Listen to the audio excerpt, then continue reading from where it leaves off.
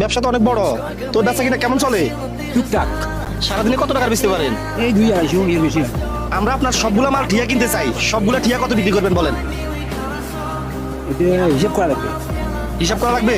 আচ্ছা আপনারা আমি কিছুক্ষণ টাইম দিলাম, আপনি হিসাব করে মানে বিবেচনা করে বলেন কত টাকার মাল হবে এখানে। ভাবছেন কত টাকার মাল আছে? 3000 টাকা। এই সবগুলো 3000 টাকা দিলে মাল সব আমাদের। হ্যাঁ ভাবনা চিন্তা করে বলতেছেন তো? আর আপনার চিন্তাই বলছি আবার লস হবে না দেখেন। না আমরা কিন্তু এখান থেকে নোয়াখালী হাতিয়াতে চলে যাবো, পরে লস হলে আবার আর ডাকি আনতে পারবেন না। না না লস হবে না। তাই 3000 টাকা দিলে সব মাল আমার। হ্যাঁ আচ্ছা ঠিক আছে, আমরা জোনার মালগুলো সবগুলো ঠিয়া কিনছি, এটা কি ওনার জন্য উপকার আসবে? হ্যাঁ উপকার আসবে। তুমি কি বড় লোক? না বড় লোক না, কিচ্ছু নাই কিচ্ছু নাই। হ্যাঁ কিচ্ছু নাই।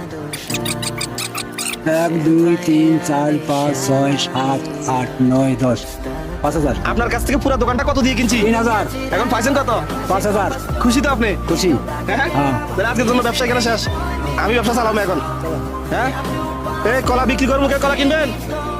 আছেন কোন কাস্টমার আছেন? যেহেতু উনি অসহায় মানুষ, মালগুলো ওনাকে আমরা দিয়ে দিই, উনি বিক্রি করে তাহলে ওনার সংসার চালাতে পারবে। তাহলে তো আর ভালো হয়, সুবিধা হয়, লোক তার উপকার হলো। আর যে টাকাগুলো দিছি এগুলো দিয়ে সারা আর একটু বাড়া দিতে পারবে। হ্যাঁ সালান পাওয়া দিতে পারবে। এই দোকানটা যে দিচ্ছেন এটা কি আপনার টাকা দিয়ে দিচ্ছেন? না সুদের উপরে টাকা আনছি। তাহলে এই যে দোকানে যত মালামাল আছে আমি আজকে এই মালগুলো কাউকে দিব না, আমার এই মাল আমি আপনাকে দিয়ে গেলাম, আপনি বিক্রি করে আপনার সংসার চালাবেন এবং এখানে যে টাকাগুলো পাইছেন এটা দিয়ে আপনার দোকানের জন্য আরো বেশি চালান দিবেন। ঠিক আছে? আমরা বর্তমানে কোন বিভাগে আছি? এই জেলার নাম কি? কুড়িগ্রাম জেলা। রিয়াদ ভাই এখন বর্তমানে রংপুর বিভাগ এবং কুড়িগ্রাম জেলাতে আছি।